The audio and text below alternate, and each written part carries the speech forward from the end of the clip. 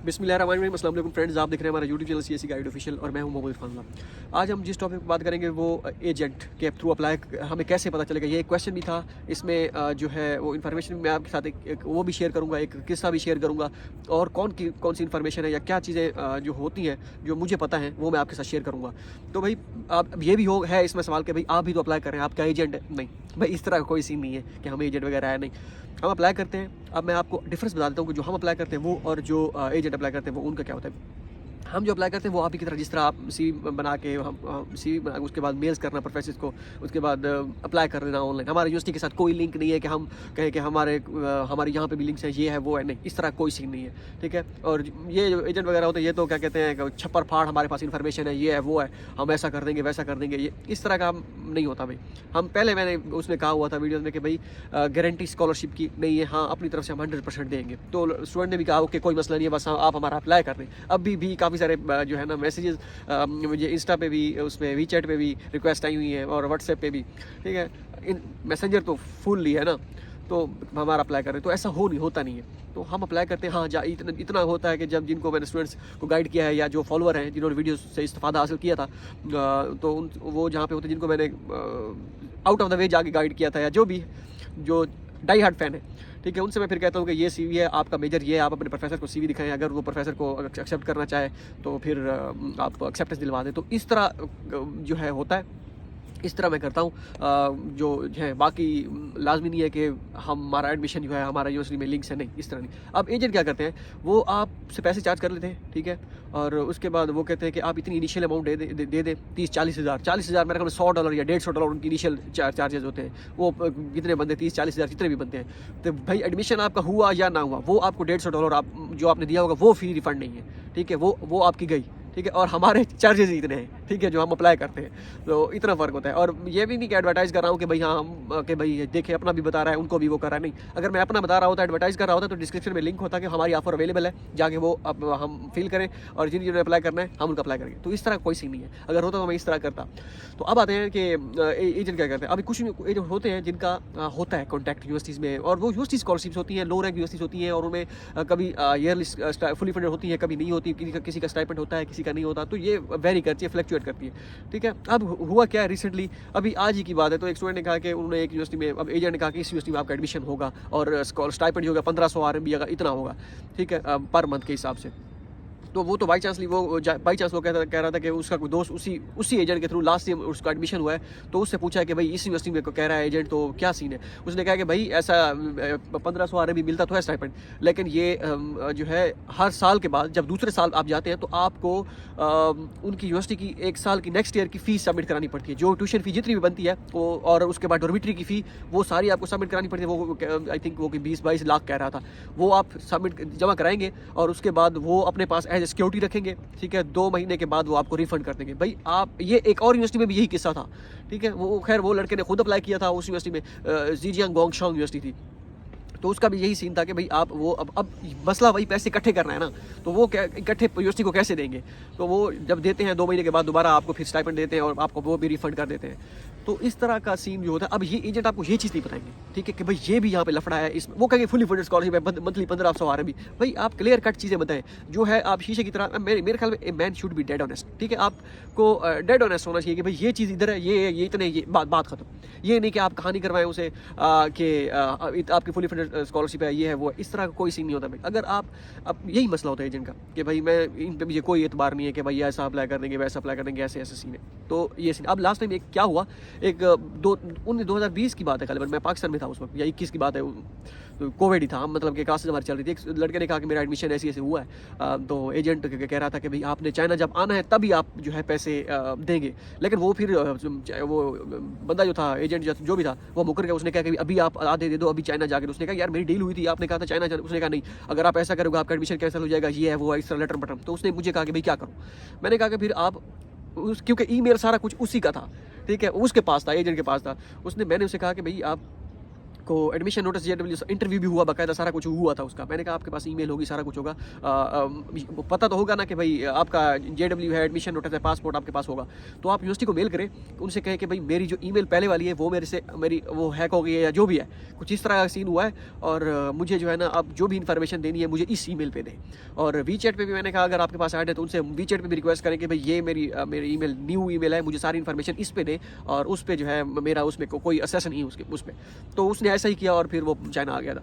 तो इस तरह हो सकता है। हाँ, जिसका कंफर्म होता है। अभी एक और भी यहाँ पे एक और सीन भी होता है। एक और स्टूडेंट था, उन्होंने कहा कि भैया मेरा इस यूनिवर्सिटी में एडमिशन हुआ है, लेकिन एजेंट जो है वो कह रहा है कि इतने इतने पैसे चाहिए मेरी, उसके साथ वो मुझे कंफर्म करना है ये वो, तो अगर मैं इस तरह करूँ तो क्या। फिर मैंने एक लड़के से कहा कि भाई ऐसा ये उस यूनिवर्सिटी में वो पढ़ रहा था, मैंने कहा ऐसे सीन है। उसने कहा कि भाई अगर एजेंट के थ्रू अप्लाई किया हो तो ये यूनिवर्सिटी एजेंट के थ्रू ही आपको वो करेगी, कि प्रोसीड करेगी आपकी एप्लीकेशन। अगर एजेंट ने ओके किया तभी होगा, नहीं तो नहीं होगा। तो इस तरह की यूनिवर्सिटी जो होती है, यूनिवर्सिटी स्कॉलरशिप, तो उनके फिर लिंक होते हैं, क्योंकि उनका प्रोसेस होता है या जो भी हिसाब वट एवर होता है वो होती है 1000-1200 RMB तक वो स्टाइपेंड होता है उनका। कोई अगर ये कह दे कि मेरे CSE में लिंक है, मेरी फलां यूनिवर्सिटी में भी लिंक है, तो इस तरह का कोई सीन नहीं होता। भाई CSE में किसी के लिंक नहीं है, यूनिवर्सिटी जो फाइनल करेगी वो भेजेगी CSE को, CSE उसी को अप्रूव करेगी। CSE इस तरह नहीं करती कि भाई आपका कोई जानने वाला उधर निकला, ये कोई एरा गैरा नथु खैरा कंट्री नहीं है भाई, ये चाइना है। तो सारी चीज़ें रूल्स एंड रेगुलेशन के हिसाब से होती हैं, ऐसे कुछ नहीं होता।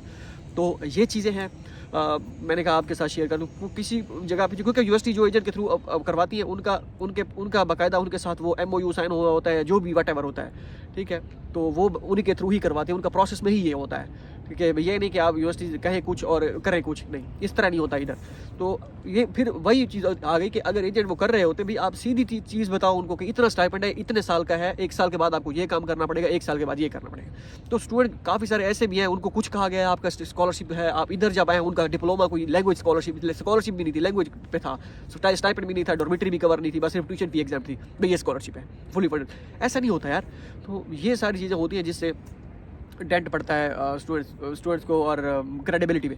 तो सारी चीज़ें क्लियर एंड कट होनी चाहिए, कि भाई इतना होगा, ये सारी चीज़ें हैं। और चार्ज भी अच्छा खासा कर लेते हैं, 4-5 लाख चार्ज करते हैं, वो ठीक है उनका, अगर वो $1000 प्लस चार्ज करते हैं ये वो, लेकिन एक चीज़ की गारंटी दें उनको कि भाई आपकी फुली फंडेड स्कॉलरशिप होगी और इतना स्टाइपेंड होगा, इतने साल का 12 महीने होगा या 10 महीने होगा, तो उसके बाद आपको ये कम करना पड़ेगा।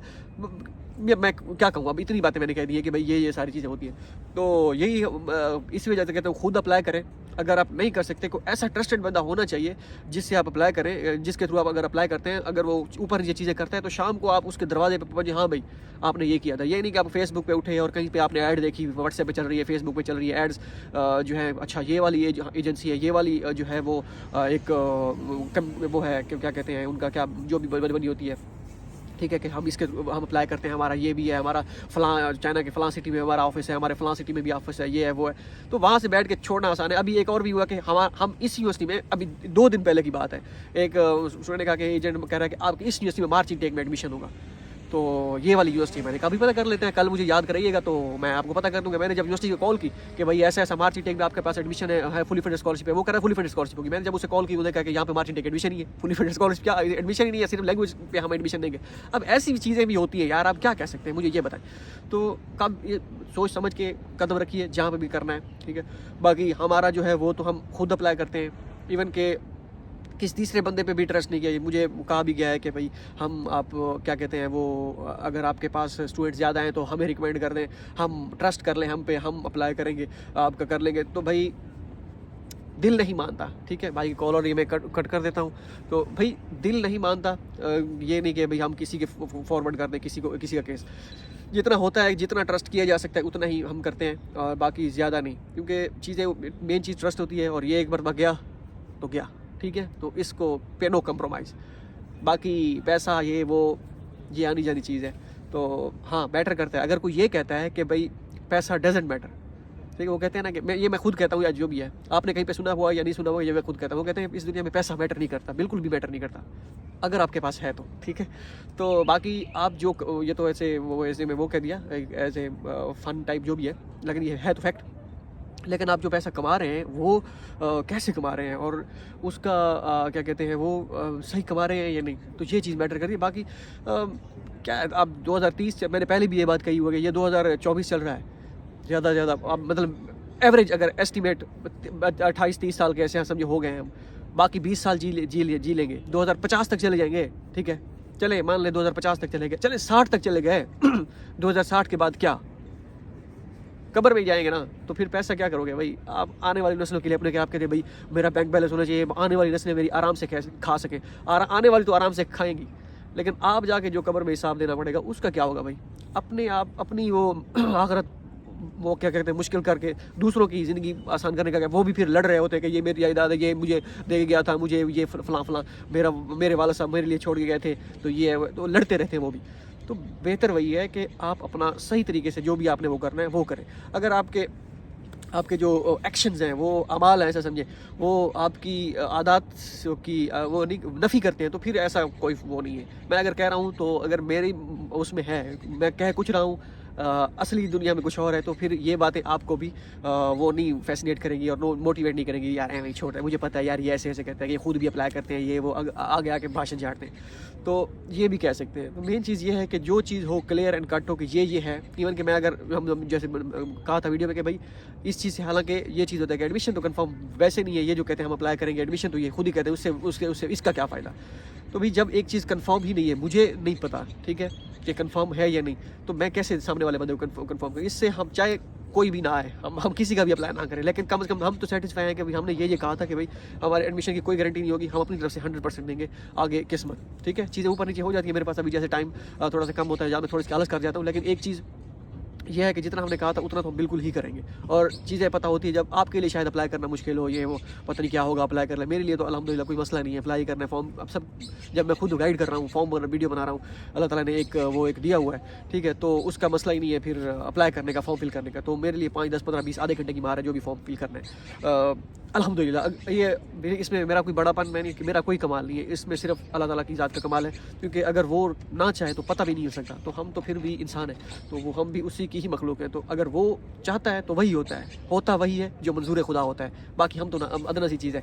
हाँ, वो एक चीज़ अल्लाह ताला ने जो आपको दी होती है, थोड़ी सी सलाहियत, थोड़ी सी ज़्यादा नहीं, तो उसका आप कह सकते हैं कि फिर भी ये नहीं कह सकते मैं ये करूँगा वो करूँगा, नहीं, उसमें भी आप अल्लाह ताला को क्या कहते हैं उसकी कारीगरी को आप मद्देनज़र रख के ही करते हैं, ताकि ये ना हो कोई बड़ा बोल दिया जाए तो मगरूरी ना आ जाए।